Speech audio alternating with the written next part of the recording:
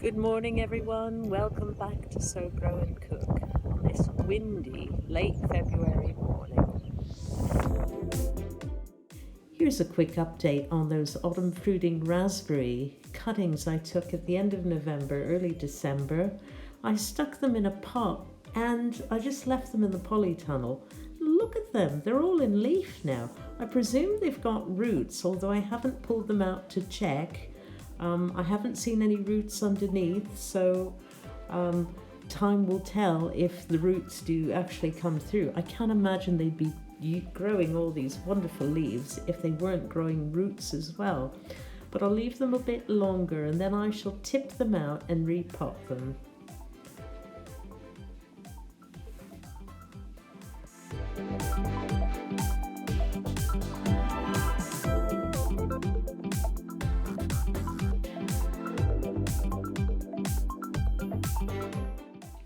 On Saturday, the local permaculture group, hosted by the Lampeter Seed Library, ran its annual seed swap event.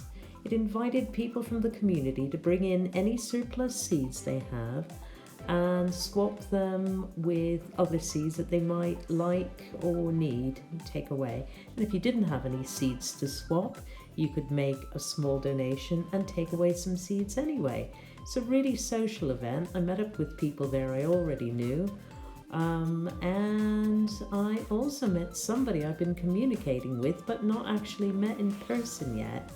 And that person was Melissa from Half Acre Haven. I'll leave a link to her YouTube channel. She's a very lovely person. It was really great to meet her. In addition, there were some reconditioned gardening tools for sale in the next room, and I bought a sickle to use on our small holding. Some fascinating tools here. When I was at the seed swap on Saturday, people had brought in some plants to swap as well, although it's not our official plant swap day. That comes in May. A very kind gardener brought in some Jostaberry plants that he had spare and he'd propagated from cuttings. Now I took one, well I thought I took one, and when I opened the bag there were actually 3 shrubs in here, bare rooted, so I'm going to have to get planting those today. But apparently you can propagate them from cuttings. Now you may ask, what is a Jostaberry? And I had to look it up. But he's written here, it's a blackcurrant gooseberry hybrid.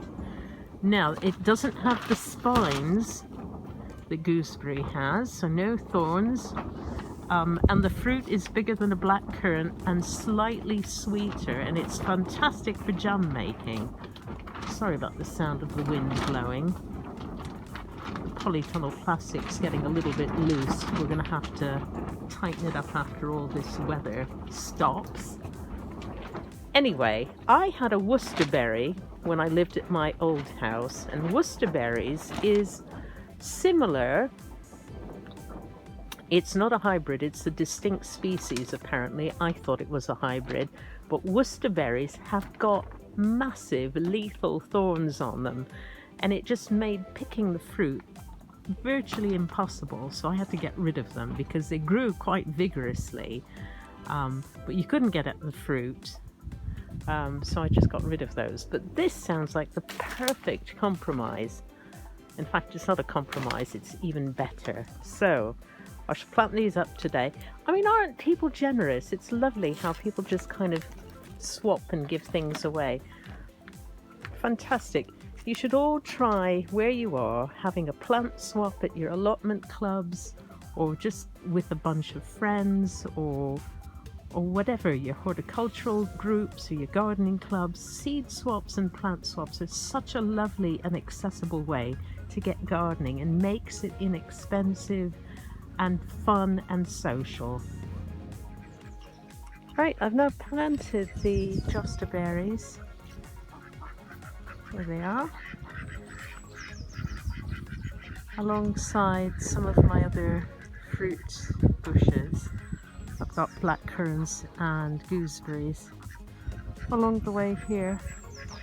I just dug a big hole, put them in, put some soil around them and a bit of additional compost.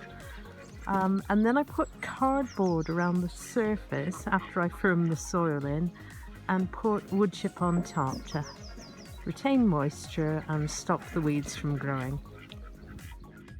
If you've ever wondered what a seed library is or how to start one, I'll leave a link to the YouTube video of the Lampeter Seed Library video and how and when and why they started it.